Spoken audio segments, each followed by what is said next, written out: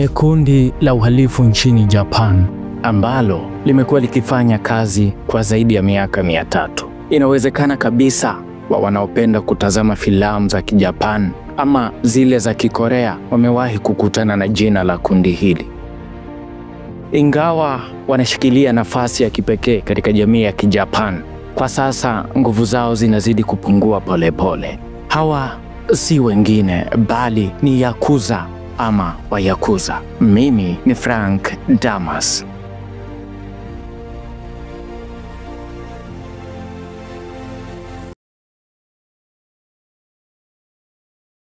Neno Yakuza katika lugha ya Kijapan linamaanisha gangster kwa Kiingereza, yani jambazi ama muhalifu. Inaaminika kuwa Wayakuza walitokea katika karne ya 17. Katika miaka ya 1700, wanachama wa Yakuza walianza kuunda familia kwa ajili ya ulinzi wa pamoja. Karne moja baadaye, katika miaka ya 1800, Wayakuza walianza kuajiri wanachama kutoka katika kazi za ujenzi na katika bandari. Yakuza huhusika katika shughuli mbalimbali zikiwemo za kihalifu na zile zisizo za kihalifu, na hii ni pamoja na biashara haramu. Wayakuza wamekuwa na ushawishi mkubwa katika jamii za asili za Kijapani, katika siasa, lakini pia katika ulimwengu wa kihalifu. Wachache wanaelewa mabadiliko haya vizuri zaidi kuhusiana na jamii hii ya Yakuza, na mmojawapo ni mwandishi wa habari Jake Adelstein ambaye amejitolea kwa miaka mingi kufichua kazi za ndani za Wayakuza ama za jamii ya Yakuza, kazi ambazo zinahusisha ufisadi wa kiwango cha juu hadi hadithi za binafsi kama vile mwanachama wa Yakuza akiomba picha ibadilishwe ili kuficha kidole kidogo cha bosi wake.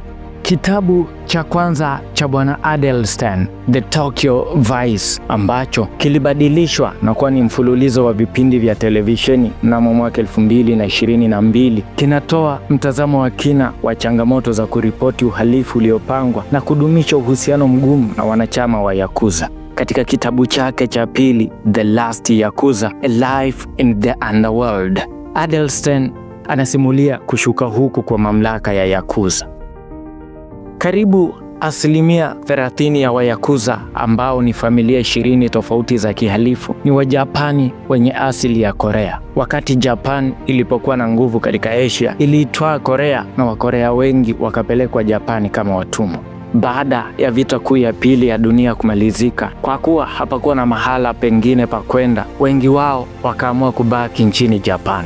Lakini haraka sana ikawa wazi kwamba ikiwa kujiunga na taifa kama Mjapan ungekuwa unanyanyaswa, na walinyanyaswa kwa njia nyingi sana. Na kwa hivyo kunyanyaswa kwa Wakorea hawa ambao tayari walikuwa ni kama Wajapan kutokana na kuishi katika nchi ya Japani kukawafanya kuamua kujiunga na kundi la Wayakuza. Na kwa hivyo Yakuza wamekuwa daima kama jamii wanaoheshimika kwa sifa zao, na ikawa kama mtu yuko tayari kufanya uhalifu basi anakaribishwa, na hivyo asilimia hiyo 30 ya Wayakuza ikawa imeishia kuwa ni Wakorea. Ukiacha asilimia hiyo 30 ya Wakorea ambao ni kama Wajapani kwa sasa wanaounda umoja huo wa jamii ya Yakuza, asilimia nyingine 20 hadi 30 zamani walijulikana kama Burakumin.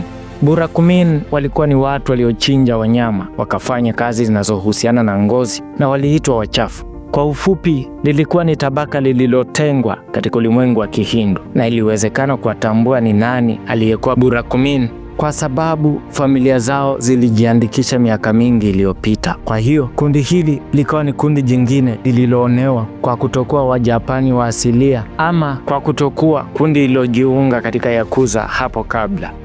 Wayakuza waliwaona na kuwakaribisha. Inasemekana kwamba Yamaguchi Gumi, ambayo ni moja ya makundi makubwa zaidi, lilikuwa ni kundi kubwa zaidi la Burakumin wakiwa katika Japan.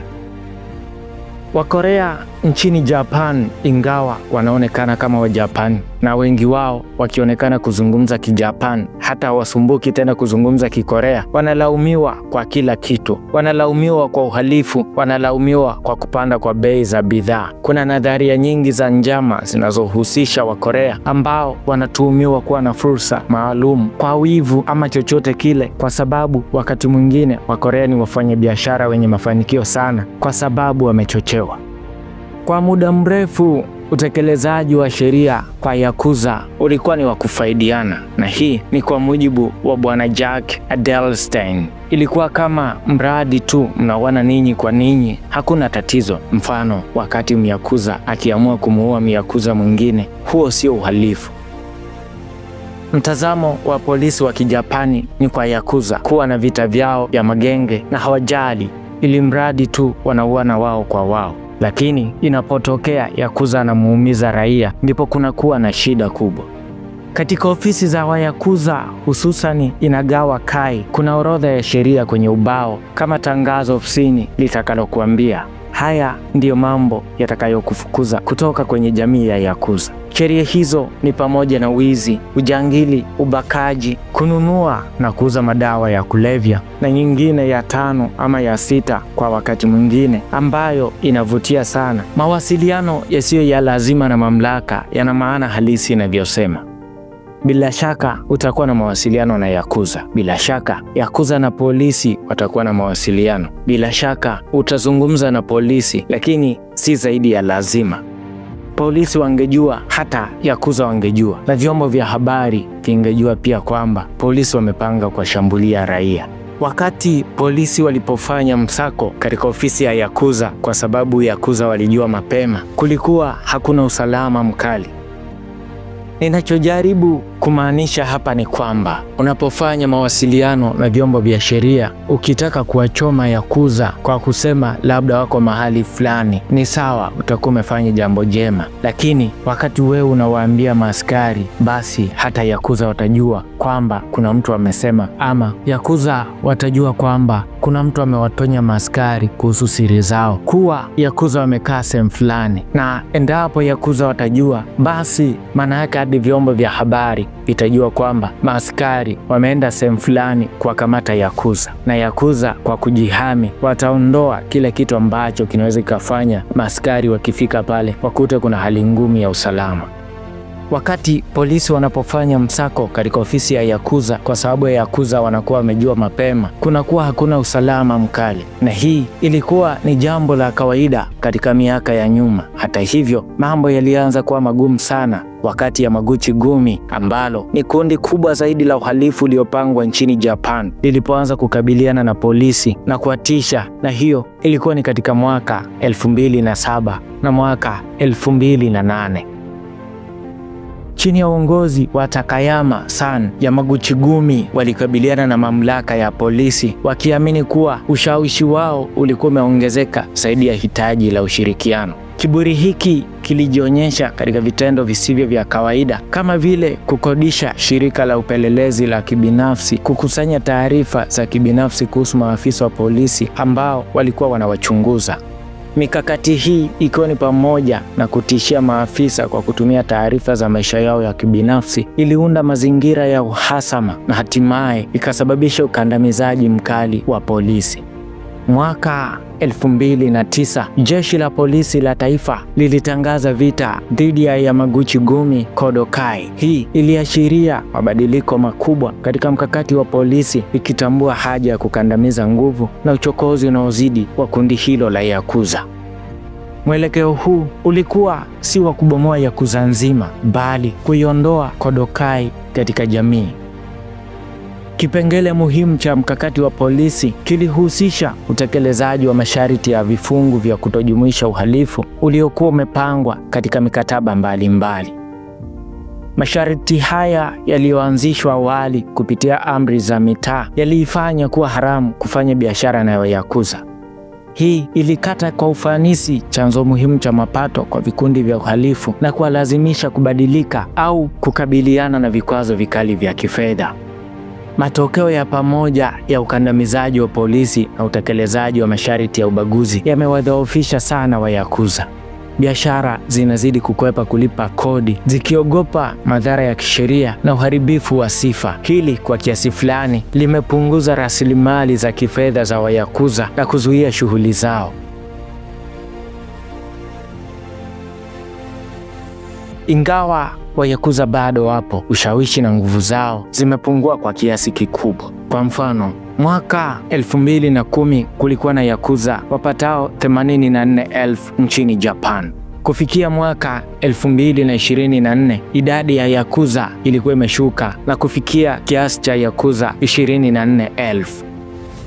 Yakuza pia ni jina la mfululizo wa michezo ya video iliyotengenezwa na Sega. Michezo hiyo inachanganya vipengele vya matukio ya kusafiri, mapigano na aina za kuigiza za majukumu. Yakuza nchini Japan, tofauti na magenge mengine ya uhalifu, hudumisha picha ya kipekee kwa umma. Mara nyingi hujionyesha kama vyombo vya ufadhili, hutoa misaada wakati wa majanga ya asili na kushiriki katika shughuli za kuifikia jamii. Picha hii kwa umma pamoja na ushiriki wao mdogo katika uhalifu wa mitaani imewafanya kuwa ni kundi linalokubalika kwa kiwango fulani katika baadhi ya jamii nchini Japan.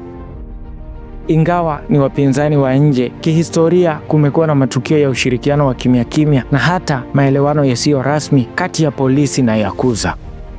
Hili kwa kiasi fulani linatokana na utumiaji mdogo wa shughuli za siri na ukosefu wa mazungumzo ya rufaa katika mfumo wa kisheria wa Japan, ambao umekuwa ukikatisha tamaa watoa habari ndani ya yakuza. Kutokuwepo kwa mtandao thabiti wa watoa habari kunaleta changamoto katika utekelezaji wa sheria, katika kukusanya taarifa za kijasusi na kuwashitaki wanachama wa yakuza. Msimbo wa jadi wa yakuza unasisitiza uaminifu na hukatisha tamaa usaliti, na matokeo yake ni makubwa kwa wale wanaoshirikiana na mamlaka. Nafasi ya kipekee ya yakuza ndani ya jamii ya Japan, taswira yao ya umma na vikwazo vya mbinu za jadi za kutekeleza sheria vimechangia changamoto za kudumu zinazozikabili mamlaka nchini Japan katika kupambana na uhalifu uliopangwa nchini humo. Wayakuza pia hujulikana kama Gokudo, ambayo ina maana ya njia kali. Polisi na vyombo vya habari vya Kijapan huwaita Boryokudan, ambayo ina maana ya makundi ya vurugu. Wayakuza hujiita wenyewe Ninkyo Dantai, ambayo ina maana ya mashirika ya ushujaa. Mpaka wakati mwingine, jina langu ni Frank Damas.